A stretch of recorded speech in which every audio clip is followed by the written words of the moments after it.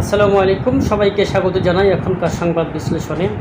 New ইয়র্কে কঠিন অপমানের শিকার হলেন প্রফেসর ডক্টর মোহাম্মদ ইউনূস এবং তার সফর সঙ্গীরা। ইতিমধ্যে আপনারা দেখেছেন এনসিপি নেতা, তাকে আমরা যে বিষয়টা দেখতে পাচ্ছি, এনসিপি নেতা তিনি আক্তার হোসেন ডিম নিক্ষেপের শিকার হয়েছেন, অর্থাৎ তার দেহের উপরে পচা ডিম নিক্ষেপ করেছে আওয়ামী সমর্থকরা, যেটি অত্যন্ত নিন্দনীয়।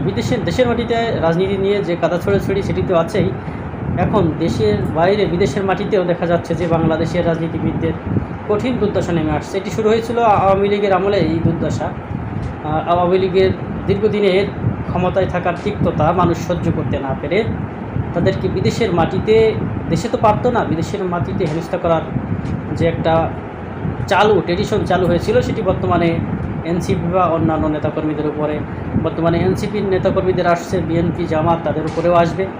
এনসিপিদের উপরে কেন এত আক্রোশ? সেখানে বিএনপি নেতা ছিল, জামাতের নেতা ছিল। এর কারণ একটা, দেখুন, জুলাই বিপ্লবে সবচেয়ে অগ্রণী ভূমিকা পালন করেছিল এই নাহিদ ইসলাম, শারজিস আলম, হাসনাত আবদুল্লাহ। এদের অবদান তো আপনারা এত সহজে ভুলে গেলে চলবে না। এদের কারণেই বলা চলে যে শেখ হাসিনা দেশ ছেড়ে পালাতে বাধ্য হয়েছেন। তিনি পদত্যাগ করেননি, বলা চলে পালাতে বাধ্যই হয়েছেন। তার পদত্যাগপত্র পাওয়া যায়নি, সেটা রাষ্ট্রপতিও স্বীকার করেছেন। তাহলে কোন ভিত্তিতে, কিসের নোটিশে তিনি দেশ ছাড়লেন? দেশ যদি তিনি না ছাড়তেন তাহলে ওই গণভবন, আপনারা জানেন যে ওখানেই তার সমাধি রচিত হতো।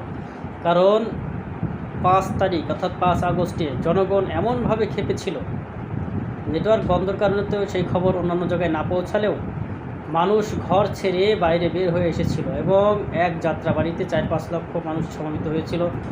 উত্তরা আর বিভিন্ন এলাকা থেকে যখন গণভবনের দিকে যাচ্ছিল, তখন ভয়ে মানুষ কাতরাতে, বিশেষ করে পুলিশ, বিডিআর, আর্মি যে সকল ছিল সবাইকে, অর্থাৎ বিজিবি বর্তমানে, সবাইকে সেখানে আক্রমণ একরকম করা হয়েছিল।